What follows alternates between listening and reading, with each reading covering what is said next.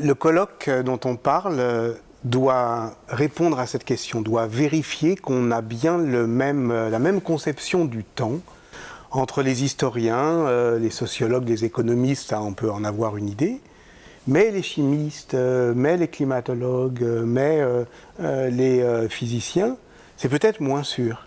Moi, ce qui m'intéresse au fond dans la pratique de l'histoire, c'est de la rendre contemporaine des autres exercices de scientifiques, et c'est un combat en fait. Et d'une certaine manière, ce colloque d'avenir commun durable, il est destiné à mettre en contemporanéité les différentes conceptions en fait de la temporalité. Je vais donner un exemple. Lorsque un physicien parle d'énergie, lorsqu'il évoque la radioactivité, lorsqu'il pose un problème qui n'est pas seulement un problème technique et scientifique, mais au fond un problème politique de qu'est-ce qu'on va faire des déchets, il se situe dans une échelle de temps, la radioactivité, le déchet atomique, qui n'est pas celle des hommes, et qui nous ramène au fond à une historicité beaucoup plus longue, presque surhumaine, en tout cas au-delà de la capacité des sociétés à imaginer leur avenir. Et c'est là que, d'une certaine manière, des spécialistes de sociétés anciennes, comme je tente de l'être, peuvent ne pas être totalement inutiles. Au fond, dans Avenir commun durable, le mot où les historiennes et les historiens de profession peuvent se reconnaître le plus sûrement, et je vais peut-être vous surprendre, c'est avenir. Non pas qu'ils se rêvent en futurologue, évidemment, on demande souvent aux historiennes et aux historiens alors qu'est-ce qui va se passer, ils n'en savent rien, mais parce que malgré tout, leur métier, c'est pas simplement d'exercer une science du passé, mais de comprendre comment le temps peut s'ouvrir à des devenirs possibles. Donc la question de l'avenir, en fait, c'est une question pour l'histoire, qui n'est pas, au fond, contrairement à ce qu'on pourrait penser là encore, si séparée de la prophétie.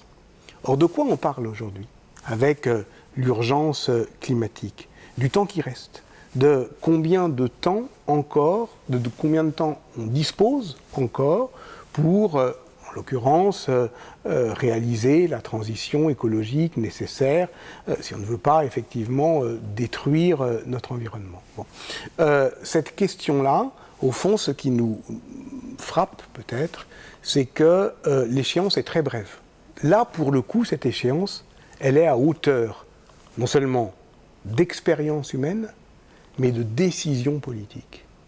C'est quelque chose d'absolument radicalement nouveau dans l'histoire des sociétés humaines et des pouvoirs, puisque je tente de faire l'histoire des pouvoirs. Quand, par exemple, un pouvoir prenait des décisions sur, je ne sais pas, des coupes forestières, eh bien, il prenait un pari sur un avenir qu'il ne verrait pas. Bon. Là, on parle de toute autre chose. Et ça s'est distendu parce que, au Moyen-Âge, puisque, voilà, moi je tente d'être médiéviste, on pensait l'histoire du monde beaucoup plus brève et beaucoup plus récente qu'aujourd'hui. On pensait au fond que le monde avait été créé il y a quelques milliers d'années et qu'il allait à sa fin en quelques siècles. Voilà. Donc on pensait à une temporalité ramassée. Il y avait peu de temps, en fait. Aujourd'hui, évidemment, le temps s'est étiré.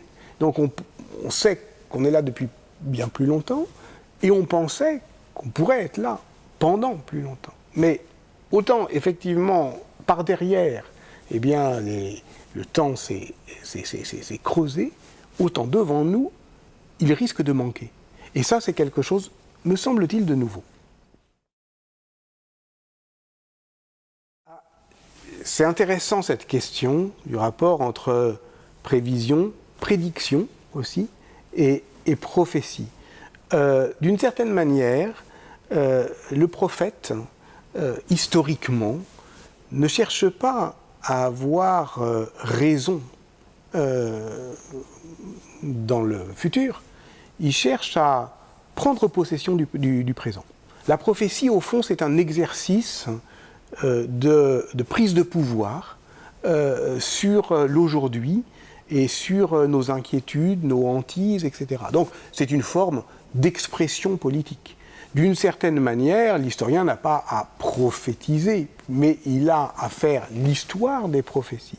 Et aujourd'hui, la prophétie, disons, apocalyptique d'une fin du monde possible, eh bien, comme l'a montré Hans Jonas, le philosophe, c'est une prophétie qui se dit pour ne pas être réalisée, donc pour avoir tort. Voilà. Ce qui est d'ailleurs le propre de tous les lanceurs d'alerte, c'est qu'ils travaillent à ce que l'avenir récuse leurs sombres prédictions.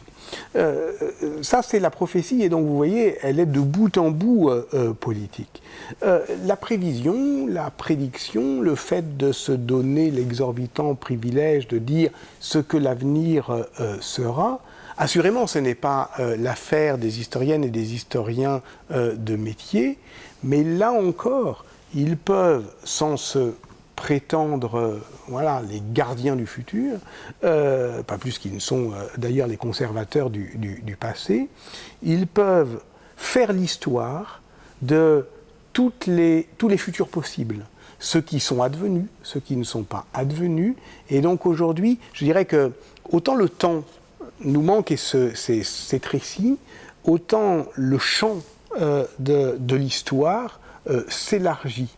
Il s'élargit aussi du point de vue de ce que Paul Veyne appelait justement l'élargissement du questionnaire. C'est-à-dire qu'on ne fait pas simplement la chronique de ce qui fut, mais de tout ce qui, à un moment donné, aurait pu être.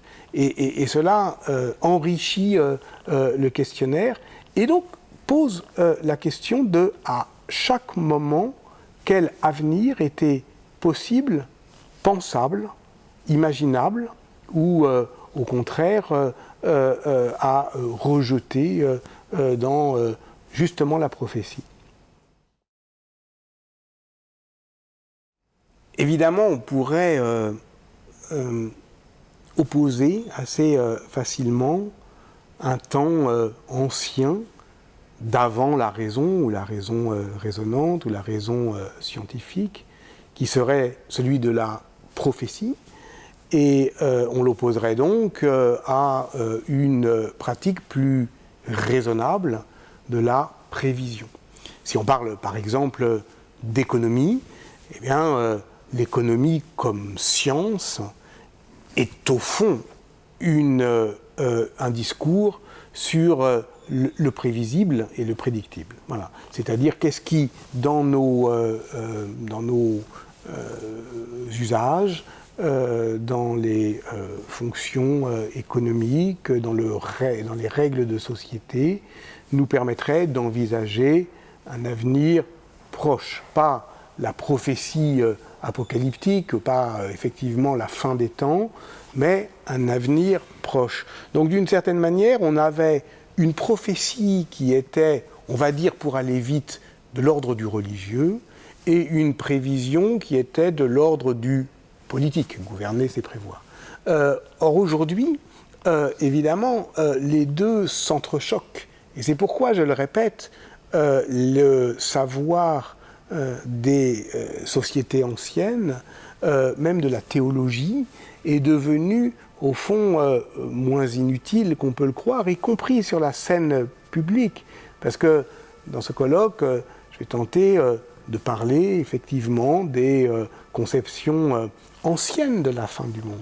Mais comment ne pas voir qu'aujourd'hui, elles reviennent ? Comment ne pas voir qu'au moins, sinon consciemment, du moins implicitement, on est hanté par cette inquiétude dont on ne pensait pas, au fond, qu'on aurait à l'affronter, précisément parce que la raison de la prévision nous en aurait, au fond, protégé, et on serait indemne de ça. Donc ce retour de la prophétie, en fait, il nous permet de faire une histoire longue de l'avenir. Voilà. Je pense qu'il y a une histoire de l'avenir possible, Et ça, ce qui est intéressant, c'est de tenter de le faire, toute discipline confondue. Et moi, ce que j'attends en fait de cette discussion, c'est d'entendre mes collègues me parler de ce qu'est pour eux l'avenir, à quelle hauteur de prévision humaine ils peuvent l'envisager.